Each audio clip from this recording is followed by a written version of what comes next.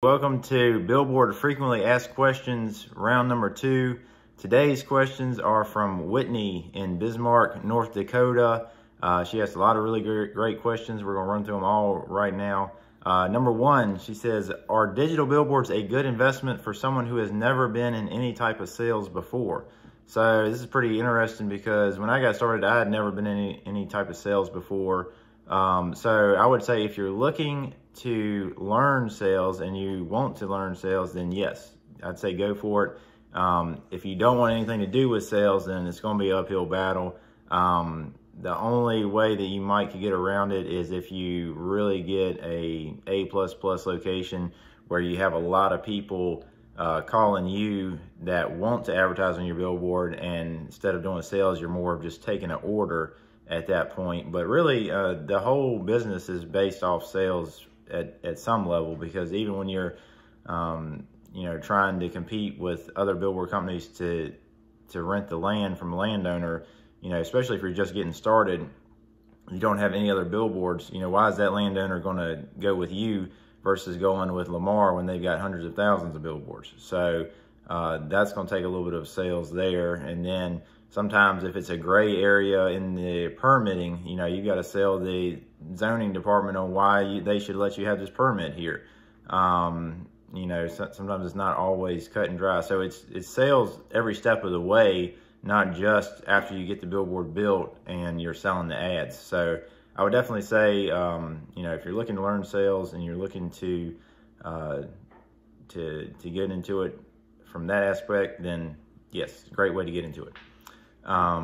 Are there sure ways to get ad sales even if you don't have a sales mindset naturally? I'm not sure about surefire ways. Like I said, the best way is just to get an A+ location and let people call you. The best thing to do is put your phone number on the board, so you'll have a advertise here with your phone number on it. And then one thing I do that a lot of other companies don't do for some reason is I actually put my logo and my phone number on the bottom of the billboard, right below the face. So if you notice, other companies like Lamar or somebody, they'll just have their logo, they won't have their phone number. And I'm sure they're hoping that people will just go to their website, get the information there, and then call in if they need to. But I found that a lot of people are they'll pull off the side of the road and they just want to call somebody right then, and it's just it's another step if they have to Google it and try to find out the information. And then if they get in a hurry, time might pass, and what they say, time kills deals. So you miss out on some deals just from that. But I've found that by putting my phone number on the bottom of the website or bottom of the billboard, it's helped a lot with inbound leads. What range of hours need to be worked to manage one fully functional digital billboard? I would say if you have one, let's say, double-sided digital billboard, you're probably going to be working 5 to 10 hours a week or so. That's just going to be signing up new advertisers, changing out designs, doing your graphic design, switching around ads, scheduling ads, invoicing, collecting payments, talking to customers, normal business stuff. Probably 5 to 10 hours a week. How far in advance do you fill your digital billboard advertising slots? So yeah, right now it's October the 20th, 2022, and we've actually got a unique scenario going on where we had a couple companies come in and pretty much buy every spot we had available, just because they have certain events going on. So we're pretty much filled up through about December the 10th-ish. That's kind of unusual. Typically it's 2 to 4 weeks. I try to stay filled up. If you find yourself, filled up for 2 to 4 months, if you're booked up 2 to 4 months out, then you're probably too low on your price. You probably need to raise your price a little bit, unless you really do have all branding style clients that have signed up for 12 or 24 months at a time. And even then, you're probably still too low on your price. So you probably need to raise your price. But on the other hand, if you have a lot of vacancy, you're way better off, that I've found, mathematically speaking, to have a little bit lower price and not have hardly any vacancy than to have a higher price and be, have 30%, 40% vacancy, something like that. Only 60, 70% sold out. You're leaving a lot of money on the table. And then, you know, it's interesting because that extra 30 or 40%, that's all profit, because most of the time billboard companies have fixed expenses. So your fixed land rent, if you pay a flat rate every month, and your electric, your insurance, your internet, all that's going to be about the same amount every month that you're going to be paying if you have one advertiser or you have the board completely filled up. So you might as well have the board completely filled up, because that extra, you know, that top 30, 40% is going to be 100% profit. Let's see.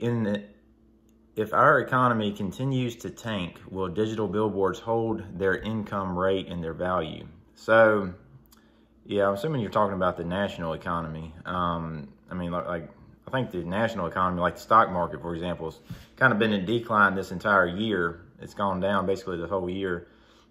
But, you know, from a local level, the billboards are sold out through December 10th. So, you know, we're doing great on a local level, even though the national economy might be in decline. So I think if you're a small-time operator, you have 1 board, 10 boards, even 100 boards, you're going to be more concerned about the local economy versus the national economy, because that's where your ad revenue is going to be coming from in most cases. In an instance like COVID, when COVID hit, you know, the national economy tanked, and then the local economy tanked as well. And you just have to adjust with the economy. So when we had local businesses saying, hey, like for example, we had a jewelry store that was advertising with us, said, hey, we're not accepting any more walk-in clients for COVID. They wanted to cancel their advertising. So we went to them and said, hey, instead of just canceling your advertising, let's switch it to saying we're still open, but we're online only. Place your orders online. So, of course, they were like, yeah, that's actually a great idea. So we just switched their ad around to say, hey, we're still open. Place your orders online. And we kept their business and kept advertising. The cool thing is, even in a down economy, if you get creative, there are certain types of businesses that thrive in a downward economy. So you just have to figure out which types of businesses those are and go after them. So when COVID hit, you know, we went hard after like pizza delivery, like Domino's. We signed up Domino's, cleaning companies that clean people's offices or homes for COVID. Different specialized companies like that were thriving during the downward economy. We went hard after them to replace anybody that may have fell off because of COVID. Is it better to build new in a dense, high traffic area, even if you're several states away, than locally if you're just starting out? Yeah, if you're just starting out, it's going to be kind of brutal building a few states away, I would say. I can remember when I first started out, I was making a lot of trips out to the billboard. I was making a lot of trips to zoning office, to the permitting office, to drop off paperwork, pick up paperwork. I would say you're better off trying to find a dense, high traffic area in your local economies, just starting out. Now, once you get going and you got a few under your belt, if you want to tackle one a few states away, I think that's fine. But just starting out, I think it would be an uphill climb a few states away. Now, I am a huge believer in A+ locations. So if you truly don't have any A+ locations in your local area, you know, you got to do what you got to do. But I would definitely take an A location a few states away than a D or F location right next door. Because if you can get where people are, you know, calling in to advertise, those inbound leads, those are very valuable.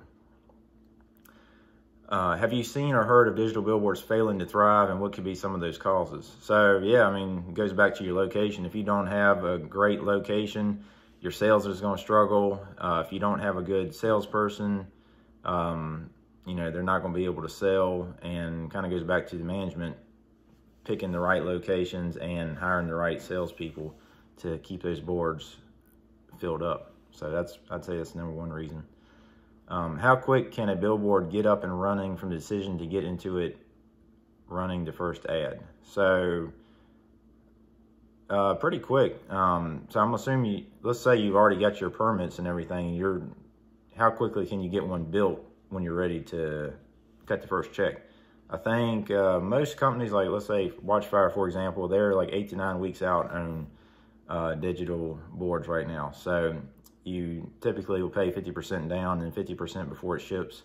And then, so, you know, that's 2 months. So if you can get everything all up and running in 3 months, you're rolling. Typically, I would say 3 months would be on the short end. 6 months would be doable as well.